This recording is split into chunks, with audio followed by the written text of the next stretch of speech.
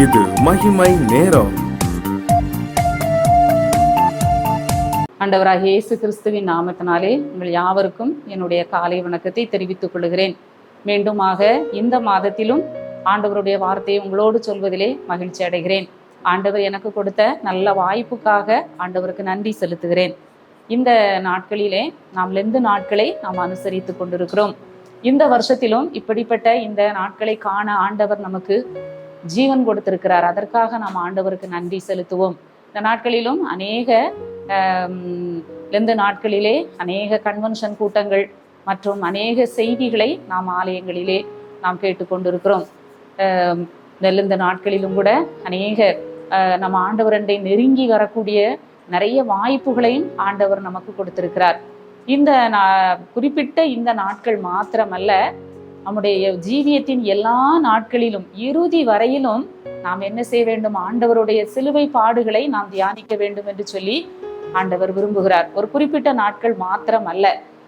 ஏனென்று சொன்னால் அவருடைய சிலுவையின் ஆசீர்வாதங்கள் அப்பொழுதுதான் நமக்கு பரிபூரணமாக கிடைக்கும். இயேசு கிறிஸ்து அந்த பாடுகளை நாம தியானிக்கிற பொழுது, அவருடைய சிலுவையை குறித்து நாம தியானிக்கிற பொழுதுதான் நாம் அந்த சிலுவையிலிருந்து கிடைக்கக்கூடிய பரிபூரண ஆசீர்வாதங்களை நம்முடைய வாழ்நாள் முழுவதும் நாம் பெற்று நாம் மகிழ்ச்சி அடைய முடியும் என்று சொல்லி நாம் பார்க்கிறோம்.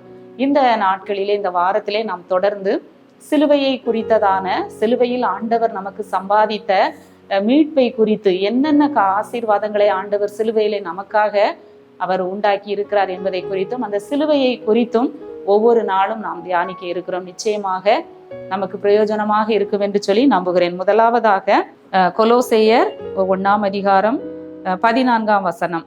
குமாரனாகிய இயேசு கிறிஸ்துவுக்குள் அவருடைய இரத்தத்தினாலே பாவ மன்னிப்பாகிய மீட்பு நமக்கு உண்டாயிருக்கிறது.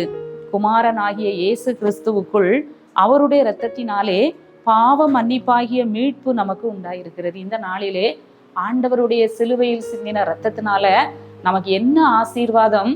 பாவ மன்னிப்பு என்கிற ஆசீர்வாதம், ரட்சிப்பு என்கிற ஆசீர்வாதம் நமக்கு கிடைக்கிறது. என்றைக்கு ஒரு மனிதன் தன்னை உணர்ந்து நொறுங்குண்டதும் நறுங்குண்டதுமான இருதயத்தோடு தன்னுடைய பாவங்களை உணர்ந்து உண்மையாக ஆண்டவரிடத்திலே வருகிற பொழுது, ஆண்டவர் என்ன செய்கிறார்? ஆண்டவர் அந்த மனிதனை தன்னுடைய இரத்தத்தால் கழுவி அவனை சுத்திகரித்து பாவ மன்னிப்பை அவனுக்கு கொடுக்கிறார். வாழ்க்கையிலே மிகவும் விலையேற பெற்ற ஒரு ஆசீர்வாதம் பாவ மன்னிப்பு. நம்ம பழைய ஏற்பாட்டிலே பார்க்கிறோம். வெள்ளாட்டுக்கடாய், இளங்காளை, அந்த காட்டுப்புறா, இவைகளுடைய இரத்தம் என்ன செய்யுமாம்? ஜனங்களுடைய பாவங்களை நிவிர்த்தி செய்யுமாம். அந்த சாம்பல், அவைகளை எரித்த சாம்பல் சரீரத்தை சுத்திகரிக்குமாம். அப்படிப்பட்ட அந்த சாம்பல் சரீரத்தை சுத்திகரிக்கும் போது நித்திய பலியினாலே தன்மை தாமே ஒப்பு கொடுத்த, சிலுவையில் ஒப்பு கொடுத்த ஆண்டவராகிய இயேசு கிறிஸ்துவின் அந்த பரிசுத்தமுள்ள இரத்தம் நம் ஒவ்வொருவரையும் கழுவி சுத்திகரிக்கும் என்பதில் சந்தேகமே இல்லை. பழைய ஏற்பாட்டிலே நம்ம பார்க்கிறோம். தாவீது பாவம் செய்த பொழுது ஆண்டவரிடத்தில் என்ன செய்கிறார்? மனஸ்தாபப்படுகிறதை நாம பார்க்கிறோம். உண்மையான ஒரு மனஸ்தாபம் நம்முடைய வாழ்க்கையிலும் கூட, நம்முடைய சிந்தனையினால, செயல்னால, நம்முடைய வார்த்தையினால, நடக்கையினால அநேக வேளைகளிலே நாமும் என்ன செய்கிறோம்? பாவம் செய்கிறோம். ஒரு தடவை நம்ம ரட்சிக்கப்பட்டா அதோடு அது முடிவடைவதில்லை. நம்முடைய மரணம் வரைக்கும் அந்த ரட்சிப்பு என்ன செய்யும்? நம்மை பின்தொடர்ந்து கொண்டே அந்த ரட்சிப்பு ஒவ்வொரு நாளும் அது புதிதாக்கப்பட்டு கொண்டே இருக்க வேண்டும். அந்த தாவீது பாவம் செய்த உடனே தேவனுடைய ஒரு மனிதன் தான், ஆண்டவருக்கு பிரியமான ஒரு வாழ்க்கை வாழ்ந்த ஒரு மனிதன் தான், அவர் பாவம் செய்த பொழுது எச்சரிப்பு, பாவி என்று சொல்லி உணர்த்தப்படுகிற பொழுது அவர் தன்னுடைய பாவத்தை அவர் அறிக்கையிடுகிறதை பார்க்கிறோம். 51ஆம் சங்கீதத்திலே நாம பார்க்கிறோம். ஆண்டவரே, ஈசோப்பினால் நீர் என்னை கழுவி என்னை சுத்திகரியும் என்று சொல்லி பார்க்கிறோம்.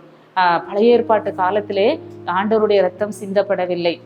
அவர்கள் என்ன செய்தார்கள்? பாவ மன்னிப்பிற்காக பலிகளை செலுத்தி அதன் மூலமாக தங்களுடைய பாவத்தை நிவர்த்தி செய்து கொண்டார்கள். ஆனால் புதிய ஏற்பாட்டு காலத்திலே வாழ்கிற நமக்கு ஆண்டவர் நித்திய காலமாக தன்னுடைய இரத்தத்தை சிந்தி நமக்காக பாவ மன்னிப்பை ஆண்டவர் ஏற்படுத்தி இருக்கிறார். நாமும் கூட இந்த நாட்களிலே பாவ உணர்வு அடைய வேண்டும். இன்றைக்கு மக்களுக்கு அந்த உணர்வே இல்லாதபடி வாழ்கிறதை நாம பார்க்கிறோம். பாவம் என்று சொன்னால் இந்த நாட்களிலே பாலை போல பருகினவங்க இப்ப தண்ணியை போல பாவத்தை பருகி கொண்டு வாழ்கிற உலகத்திலே மக்கள் வாழ்கிறோம். ஆனால் யாருக்குமே நம்ம செய்கிறது பாவம், இது தவறு அப்படிங்கிற உணர்வு இல்லாதபடி பாவ மன்னிப்பை பெற வேண்டும் என்கிற எண்ணமில்லாதபடி வாழ்கிற மக்கள் அநேகர். நமக்கு பாவமில்லை என்று சொல்வோமானால் நம்மை நாமே வஞ்சிக்கிறவர்களாக இருப்போம். தங்களை தாங்களே ஏமாற்றி வாழ்கிற மக்கள் இன்றைக்கு பெருகி கொண்டே இருக்கிறார்கள். மற்றவர்களை குறை சொல்லுகிறோம்.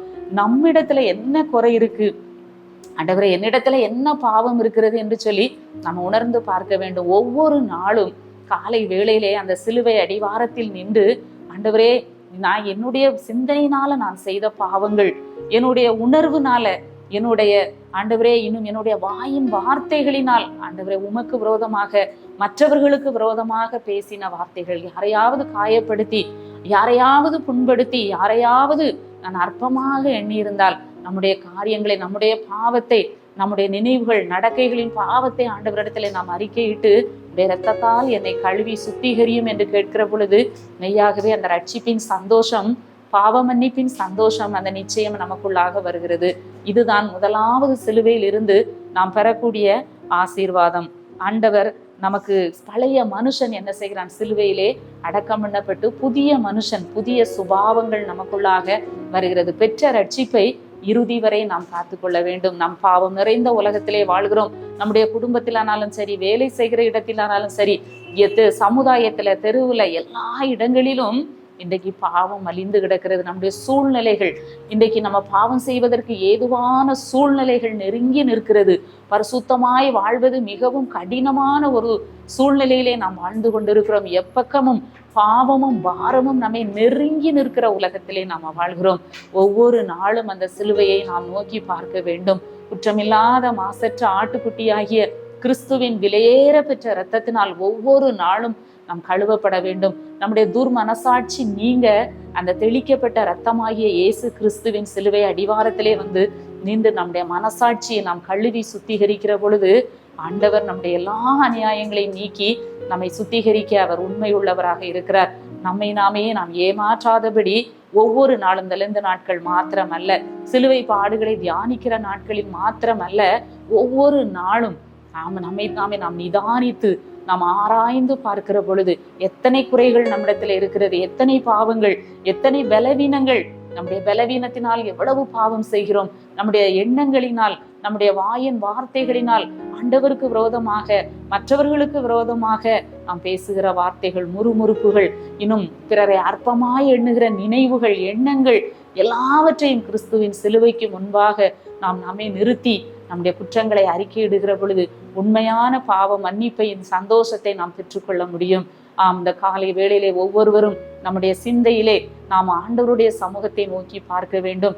கலாத்தியரிலே சொல்லப்பட்டிருக்கிறது, கிறிஸ்துவானவர் சிலுவையில் அறையப்பட்டவராக பிரத்யட்சமாய் உங்கள் கண்களுக்கு முன்பாக வெளிப்படுத்தப்பட்டிருந்தார் என்று சொல்லப்பட்டிருக்கிற வசனத்தின்படி ஒவ்வொரு நாளும் அந்த சிலுவையில் அறையப்பட்ட கிறிஸ்துவை பிரத்யட்சமாக நம்முடைய கண்களுக்கு முன்பாக நாம நிறுத்தி, தேவனே பாவியாகி என் மேல் கிருபையாயிரும் என்று சொல்லி இந்த ஆயக்காரனை போல உண்மையாக சிறிய குற்றமாக இருந்தாலும், நம்முடைய மனசாட்சிக்கு விரோதமான காரியங்களாக இருந்தாலும் தேவ சமூகத்திலே நம்மை அறிக்கையிட்டு ஆண்டவரோடு ஒப்புரவாகி அவருடைய இரத்தத்தினால் கழுவப்படுகிற பொழுது மெய்யான சமாதானம், சந்தோஷத்தை ஆண்டவர் தருகிறவராக இருக்கிறார். இந்த காலை வேளையிலே நாம் ஆண்டவருடைய சமூகத்தை நோக்கி பார்ப்போம். எங்களை நேசிக்கிற நல்ல ஆண்டவரே, இந்த நல்ல காலை வேளைக்காக உம்மை துதிக்கிறோம், உம்மை ஸ்தோத்தரிக்கிறோம். ஆண்டவரே, அறிந்தும் அறியாமலும் நாங்கள் செய்த பாவங்கள், துணிகரமான பாவங்கள், உமக்கும் மற்றவர்களுக்கும் விரோதமாய் நாங்கள் செய்த காரியங்கள், எங்களுடைய நினைவுகள் எல்லாவற்றையும் அறிந்திருக்கிறீர். எல்லா நியாயத்தையும் நீக்கி நீர் எங்களை சுத்திகரிக்கும்படியாய் நாங்கள் ஜெபிக்கிறோம். ஆண்டவரே, ஒவ்வொரு நாளும் ஆண்டவரே சிலுவையின் அடிவாரத்தில் நின்று இரத்தத்தால் நாங்கள் கழுவப்பட, சுத்திகரிக்கப்பட ஆண்டவர் எங்களுக்கு உதவி செய்யும். நாள் முழுவதும் காத்து வழி நடத்தும் மீட்பர் இயேசு கிறிஸ்துவின் மூலம் ஜெபிக்கிறோம் நல்ல பிதாவே, ஆமென்.